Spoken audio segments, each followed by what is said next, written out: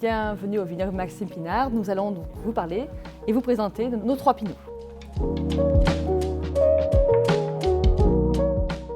Donc nous avons notre pinot blanc et notre pinot rouge en 3 ans de barrique et notre vieux pinot qui a plus de 10 ans de barrique.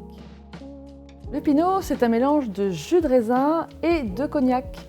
Le cognac qui sort de l'alambic à 70 degrés, donc l'eau de vie de cognac. Donc on prend 3/4 de jus de raisin blanc dans ce cas-là, issu de cépages Uni-Blanc et Colomba, les mêmes cépages que pour le cognac.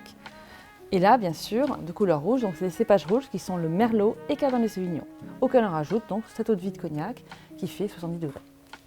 Et après, le mélange lui-même est passé dans des barriques de chêne où il y a déjà eu du pinot et du cognac, pas des barriques neuves.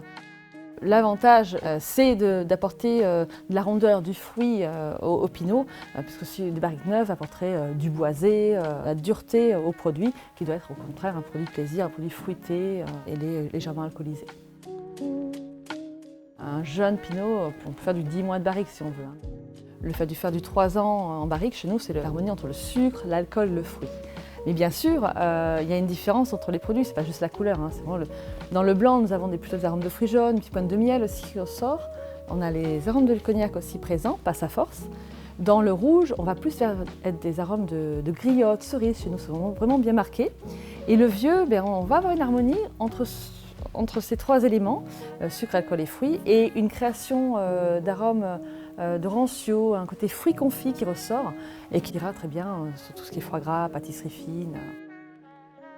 Alors les pinots, bien sûr, une fois qu'ils sont ouverts, il n'y a aucun souci pour la conservation. C'est un produit qui va vieillir en barrique. Une fois que c'est mis en bouteille, ça ne bouge plus, ça ne gagne rien, rien non plus. Donc autant le boire, mais une fois qu'on l'a entamé, ne vous inquiétez pas, on ne le garde jamais très longtemps. Et bien sûr, n'hésitez surtout pas à venir nous voir, nous aurons vraiment plaisir à partager ce moment de dégustation ensemble afin qu'on puisse échanger sur les arômes que nous allons découvrir sur notre production oléronaise.